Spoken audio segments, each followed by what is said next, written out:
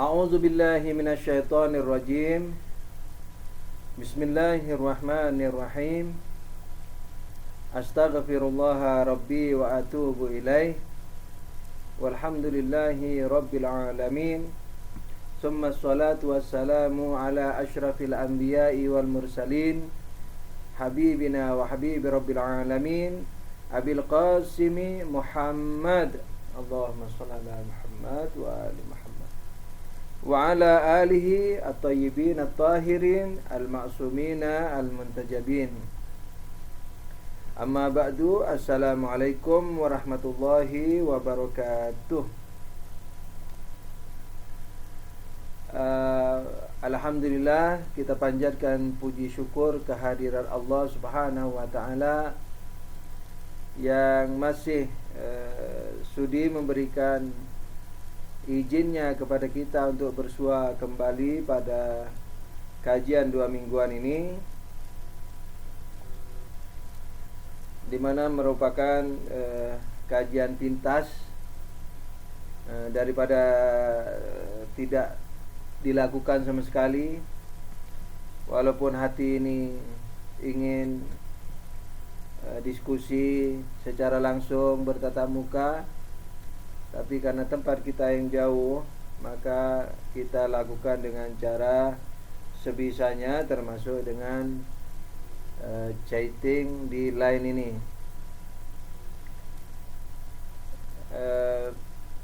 Kita wajib mensyukurinya, dan baik dengan syukur lisan, dengan hati, lisan, dan perbuatan, yakni mengamalkan apa yang kita telah ketahui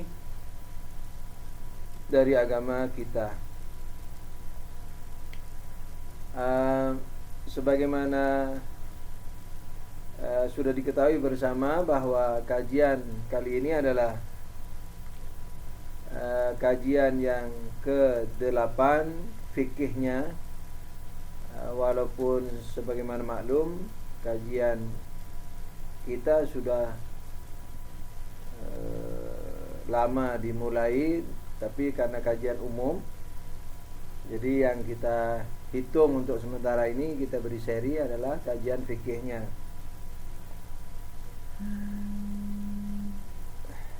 Dan karena kita baru saja melewati Lebaran, maka sebelum kita lanjutkan fikihnya ke bagian berikutnya, yaitu masalah penjelasan najis bangkai, penjelasan najis anjing dan babi, bangkai yang kemarin, yang kajian terakhir kemarin, yang hari ini insyaallah penjelasan tentang najis anjing dan babi. Namun sebelum itu mungkin ada sepatah dua yang ingin saya sampaikan sesuai dengan yang diminta oleh Jakarta juga dan disetujui oleh antum yang di Tangerang dan Palu, yaitu mengenai sepatah dua tentang topik yang menyangkut secara umum Lebaran kita. Saya sebenarnya belum punya ide apa-apa sampai detik sekarang ini. Semoga saja bisa memiliki ide yang bagus untuk saya dan untuk antum semua. Amin ya rabbal alamin. Ikhwan-ikhwan di Tangerang mengusulkan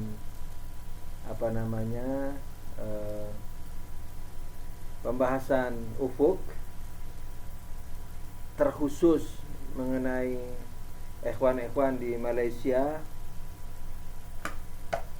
yang dikatakan boleh tidak perlu safar untuk berlebaran pada hari Jumat. Namun sebelum itu eh, saya akan mencoba untuk menyampaikan beberapa hal yang sekali lagi sampai detik ini pun belum tahu apa yang harus disampaikan. Mohon didoakan dalam hati antum, dan ikhlaskan, tuluskan hati karena Allah belajarnya, sehingga memberikan berkah juga kepada lingkungan di majelis antum dan memberikan berkah juga kepada saya di sini, sehingga lisan ini, akal ini, jiwa ini bisa menjadi jembatan, atau setidaknya bisa dapat meraih, menyentuh apa-apa yang maslahat untuk kita ketahui bersama, yang diinginkan oleh Allah Subhanahu wa taala. Shallu ala nabi. Allahumma shalli ala Muhammad wa ali Muhammad wa ajil farajahum. Nah, shallu ala nabi sekali lagi. Allahumma shalli ala Muhammad wa ali Muhammad wa ajil farajahum. Sebagaimana maklum, Lebaran atau Id merupakan penutup dari puasa kita yang sebulan. Mungkin perlu kita perhatikan tentang puasa itu dan maksud daripada Idnya atau lebarannya atau hari rayanya.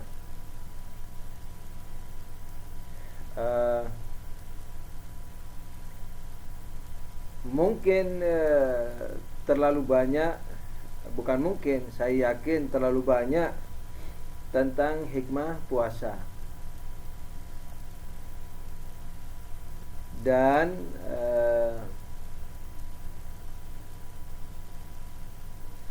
paling pentingnya di antara itu adalah seperti yang difirmankan Allah Subhanahu wa taala sendiri, yaitu la'allakum tattaqun.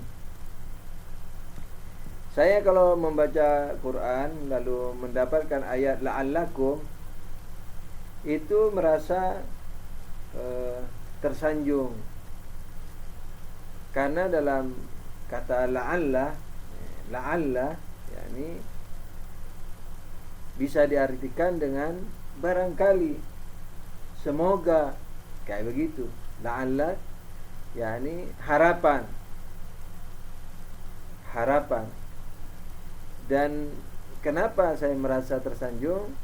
Karena Allah yang mengatakan itu, yang memfirmankan itu, la'allakum tattaqun. Yani terlihat bahwa seakan Allah yang memerlukan terhadap takwa kita itu, padahal Allah tidak memerlukan kepada takwa kita sama sekali. Takwa yakni apa? Yakni beriman dan berfikir dengan baik, dengan benar. Itu takwa. Berakidah dan berfikir dengan benar, baik, dan diaplikasikan dengan benar dan baik. Itu takwa. Nah, iman dan fikih itu sama sekali tidak diperlukan oleh Allah Subhanahu wa taala. Kalau kita diwajibkan beriman, disuruh beriman, dianjurkan beriman, diajari keimanan, itu supaya kita sendiri yang baik. Jadi kalau kita mengimani Allah, itu bukan menguntungkan Allah. Jadi kalau Allah mengatakan imanilah aku misalnya, ketahuilah bahwa tiada Tuhan kecuali aku. Nah, itu pengetahuanmu, yakni pengetahuan kita manusia ini, sama sekali tidak menguntungkan Allah.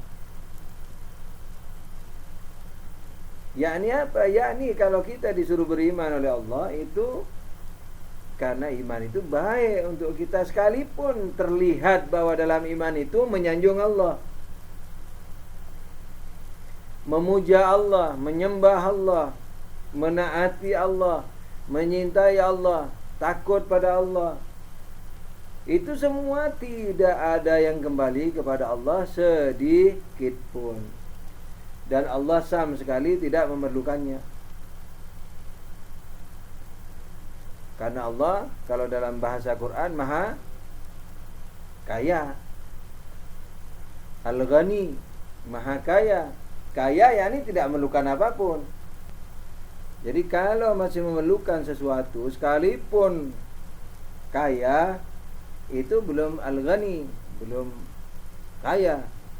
Jadi sekalipun banyak uang misalnya, kayak manusia, tapi masih memerlukan penambahan uang, memerlukan kesehatan, memerlukan keluarga, pasangan hidup, anak, rumah, makan, minum, itu masih belum Al-Ghani, belum kaya sebenarnya.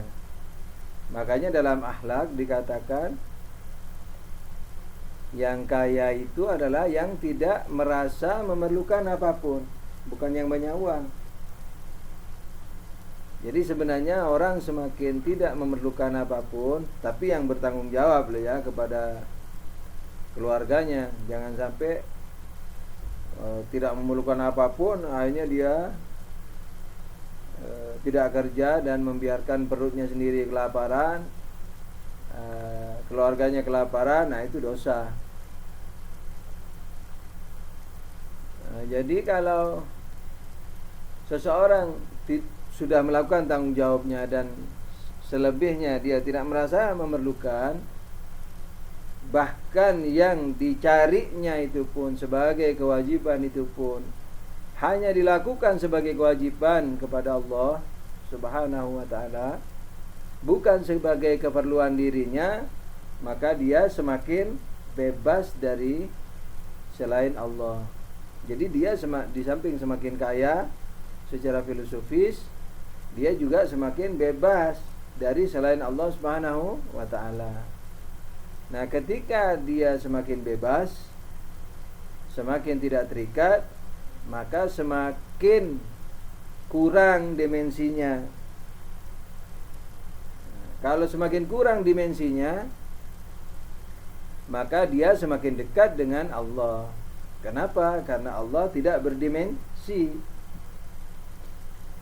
Dimensinya hanya satu, yakni Allah, zat yang maha sempurna. Jadi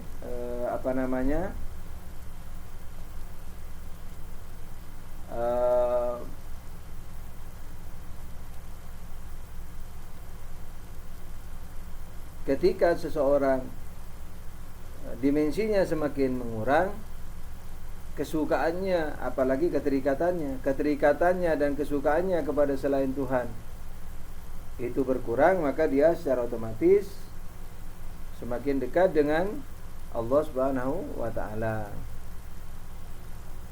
Semakin dekat, yakni bukan dulu jauh dan sekarang dekat. Ya, Allah selalu bersama kita, lebih dekat dari urat nadi kita. Nah, itu Allah. Akan tapi kita, kita bisa saja jauh dari Allah, misalnya jauh dari rahmatnya, yani. Misalnya kalau kita berdosa, maka kita tetap dekat dengan Allah, tapi murka Allah, bukan ridho Allah. Itu makanya kalau mau jawab Wahabi, Tuhan kan lebih dekat dari urat nadi, mengapa bertawasul? Nah, iya lebih dekat dari urat nadi, tapi apanya dulu? Ridhonya atau murkanya? Kalau murkanya yang dekat, wah, itu yang berbahaya. Biar sama Fir'aun juga dekat Tuhan, maha dekat, tapi murkanya. Karena itu dalam ridhonya kita perlu bertawassul. Jadi Kalau dimensi kita semakin dekat dengan Tuhan, jadi kembali ke masalah yang sempat menyangkut Wahabi tadi. Kalau dikatakan Tuhan lebih dekat kepada kita dari orang Nabi, mengapa tawassul? Nah, kita katakan yang lebih dekat apanya dulu. Kalau yang lebih dekat itu murkanya, itu yang bahaya. Justru kita harus bertawassul, karena kita jauh dari ridhonya, rahmatnya. Rahmat selain materi ya. Kalau materi biar kafir dimanja oleh Allah. Maksudnya rahmat yang menuju ridho, surga, pahala. Kalau rahmat berupa nafas, udara, makanan, selalu dimanja oleh Allah, tidak pernah dikurangi itu. Nah, jadi kita bertawassul di mana? Di masalah ampunan, keridhaan dan seterusnya. Begitu. Jadi di sini juga demikian. Jadi kalau kita banyak menyukai yang haram, semakin jauh dari Tuhan. Yakni dari rahmat Tuhan, dari kasih Tuhan, ampunan Tuhan. Kita tidak melakukan haram misalnya, tapi masih banyak menyintai selain Tuhan yang halal. Maka di sini apa? Di sini masih bisa dikatakan jauh dari Tuhan, yakni jauh dari yang semestinya, yakni kasih sayang yang semestinya. Jadi jauh dari kasih sayang yang semestinya. Kenapa? Karena yang semestinya Tuhan itu apa? Satu, Maha Esa, tidak terangkap, tidak berdimensi. Nah, itu yang semestinya yang harus kita kejar. Nah, dengan demikian maka kalau kita masih berdimensi banyak, sekalipun halal, Jakarta ini sudah.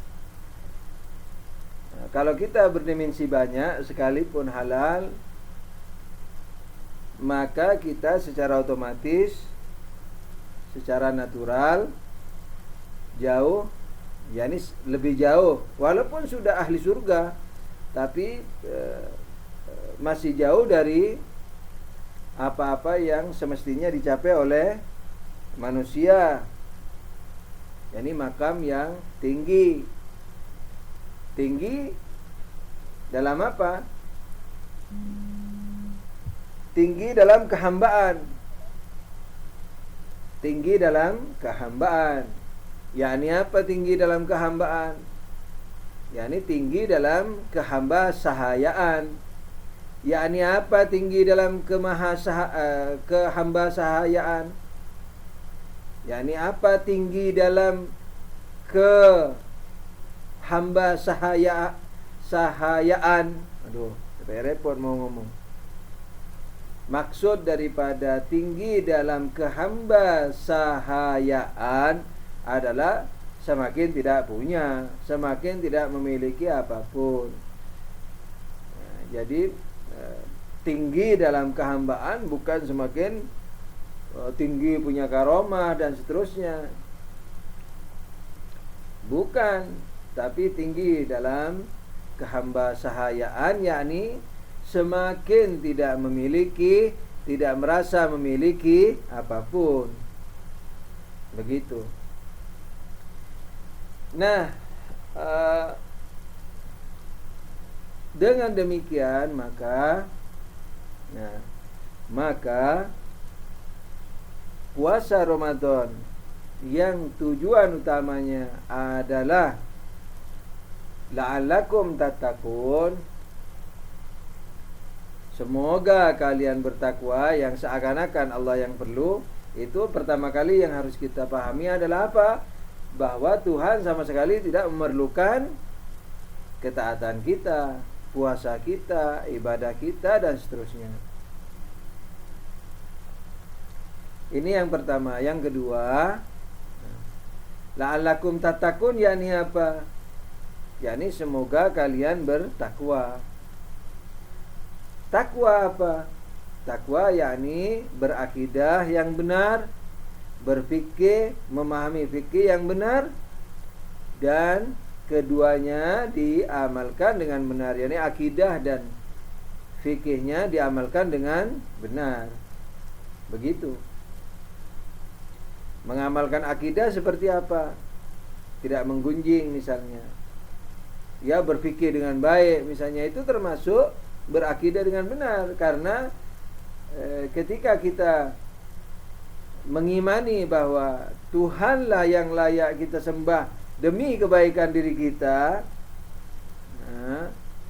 keyakinan kita seperti itu, maka ketika kita rukuk dan sujud kepada Allah, itu juga merupakan apa?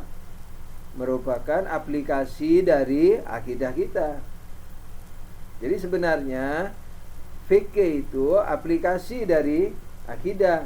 Jadi kalau mau diurut, mau dirunut, perbuatan fikih, aplikasi dari ilmu fikih,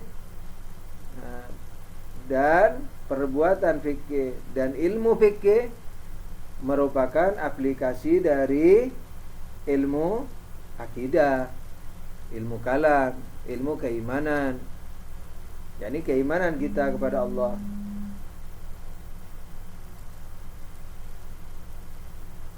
Nah, jadi bertakwa itu adalah beriman yang benar, berfikih yang benar, dan diamalkan secara benar dengan niat yang benar juga, yakni karena Allah Subhanahu wa taala. Ini yang kedua. Yang ketiga,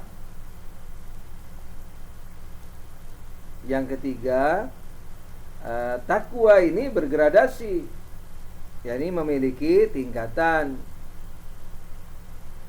Ada yang mengamalkan akidah dan fikih, akan tetapi di tingkatan yang standar, yang biasa, yaitu yang tidak melakukan dosa, yakni yang berhasil tidak melakukan dosa dan tidak pernah meninggalkan yang wajib. Ini takwa yang paling standar, yakni yang paling bawah lah kira-kira. Tapi kalau masih ada maksiatnya atau masih meninggalkan yang wajib, kalau sesekali karena keteledoran, kelupaan, atau karena terpengaruh hawa nafsu, asal cepat ditaubati, masih insyaallah masih dalam golongan orang takwa. Begitu. Nah, di atasnya apa? Di atasnya adalah sebagaimana yang biasa sering kita bahas dalam irfan, yakni pertama, seseorang itu harus meninggalkan dosa seluruhnya dan melakukan kewajiban seluruhnya. Nah, kalau sudah dilakukan kan berarti sudah tidak melakukan dosa. Nah, perbuatan itu harus dilakukan dengan hati dan dengan jiwa dan raga, yakni dengan hati dan badan. Lalu setelah itu meninggalkan yang makruh. Nah, ini takwa nih. Naik sudah takwanya. Tadi hanya meninggalkan yang haram dan melakukan yang wajib. Sekarang di samping melakukan yang wajib dan meninggalkan yang haram, juga meninggalkan yang makruh. Dengan apa? Dengan jiwa dan raga, yakni dengan hati dan badan. Yakni hatinya tidak menyukai yang haram dan yang makruh, lalu badannya juga menjauhi yang haram dan yang makruh. Sementara yang wajib dilakukan dengan hati dan badan. Dilakukan dengan hati yakni apa? Yakni diimani, dicintai. Nah, lalu melakukan dengan badan, yakni diamalkan dengan badan kita, anggota badan kita. Begitu. Ini tingkatan kedua. Pada masing-masing tingkatan ini jutaan, miliaran ya tingkatan. Misalnya yang meninggalkan makruh, ada yang meninggalkan semua makruh, ada yang 1%, 2%, 3%, 4%, wah 4,5%, 4,01%, dan seterusnya. Miliaran tingkatan. Begitu. Ya, saya tidak mau bahas miliaran tingkatannya itu. Nah,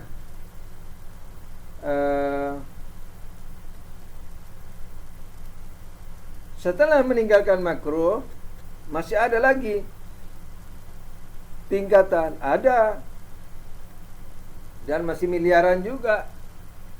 Yaitu apa? Yaitu meninggalkan yang mubah. Nah, meninggalkan yang mubah ini cukup dengan hati, tidak perlu dengan badan. Yakni apa? Tidak menyukai.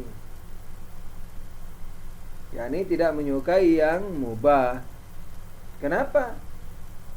Karena hatinya hanya menyukai siapa? Allah Subhanahu wa ta'ala. Nah, dan seterusnya. Tidak menyintai apa lagi di atas itu? Tidak menyintai yang yang lebih dari sekedar mubah seperti pahala. Tapi tidak mencela ya. Jadi tidak sampai dia mencela, apalagi pahala. Biar anjing saja tidak sampai dia membenci, mencela, itu tidak. Karena semua adalah makhluk Allah Subhanahu wa ta'ala, merupakan rahmat dari Allah Subhanahu wa ta'ala. Tapi maksudnya adalah cintanya itu diusahakan untuk selalu mengarah kepada Allah saja. Begitu. Dan seterusnya. Nanti tidak menyukai karamah yang diberikan Tuhan, tidak menyukai kasyaf yang diberikan Tuhan, dan seterusnya, karena hanya menyintai Allah Subhanahu wa ta'ala. Nah, tingkatan takwa ini udah tidak terbatas. Jadi lebih banyak dari manusia yang mau menjalaninya, tingkatan takwa ini. Nah, dari sisi kuantitasnya atau juga dari sisi kualitasnya, dari bawah sampai ke fana misalnya. Nah, itu masih perjalanan pertama. Nanti ada perjalanan kedua, ketiga, dan keempat dalam suluk. Itu takwa. Nah, dengan demikian maka la'allakum tattaqun ini, semoga kalian bertakwa, yang mengharapkan Tuhan loh untuk kita. Nah, itu takwa ini dengan segala tingkatannya.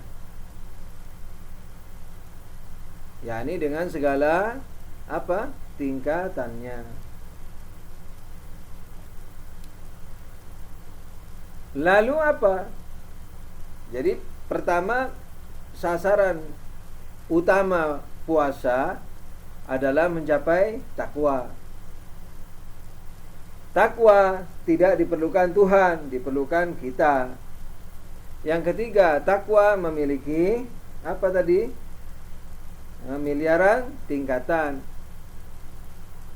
Sampai fana dalam fana, sampai setelah itu, dan tidak ada batasan. Kenapa tidak ada batasan? Karena jarak antara kita dan Tuhan itu tidak terbatas. Kita terbatas, Tuhan tidak terbatas. Jarak antara yang terbatas dengan yang tidak terbatas itu juga apa? Tidak terbatas. Nah, itu hal yang ketiga.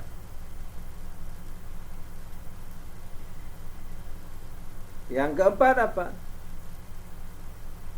Yang keempat, kalau demikian maka seandainya kita berpuasanya benar dalam kuantitasnya dan kualitasnya yang benar, maka kita akan menggapai takwa itu. Dan takwa ini apa hasilnya? Pewujudannya apa? Yaitu yang tadi dibilang itu apa? Hamba sahaya. Jadi hamba sahaya. Jadi orang yang puasanya baik dan benar, nah semakin menuju lebaran itu semakin apa? Semakin menjadi hamba sahaya, jadi menjadi papa. Dalam sehatnya, dalam kayanya, dalam tampannya, dalam cantiknya, dalam banyak hartanya, dan seterusnya. Dalam semuanya itu dia semakin merasa tidak memiliki apa-apa, dan semakin melihat bahwa yang dimilikinya itu hakikatan secara hakiki milik Allah Subhanahu wa ta'ala. Jadi kalau sebelum puasa logikanya adalah, kalau sebelum puasa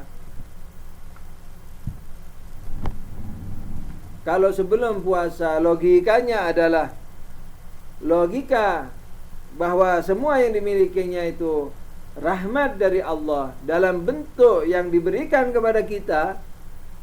Sekarang berubah, rahmat Allah kepada kita dalam bentuk tetap dalam kepemilikan Tuhan. Ajib ya. Jadi kalau seperti Imam Ja'far alaihissalam mengatakan apa? Kalau kami tidak diberi, kami bersyukur. Ini karena terkurangi tugasnya. Kalau diberi, kami bagi-bagi. Nah, jadi itu aplikasinya sudah. Saya belum bicara aplikasi ini. Dari tingkatan yang hamba saya ini masih memberikan teori dan argumentasinya supaya bisa kita yakini ya. Karena agama bukan diktean. Jadi biar Kanjeng Nabi SAW selalu juga maksumin, selalu berusaha memberikan argumentasi. Kalau kita udah percaya, enggak apa-apa, enggak pakai argumentasi. Cukup argumentasi bahwa mereka Nabi dan maksum, udah apa saja kata-katanya pasti benar. Tapi maksumin alaihissalam sekalipun selalu membimbing kita untuk berargumentasi. Jadi memahami dengan argumentasi. Karena kalau mengimani dengan argumentasi itu tidak gampang hilang dan tidak gampang goyah. Jadi sekarang ini saya sedang memberikan paparan pemahamannya dan argumentasinya.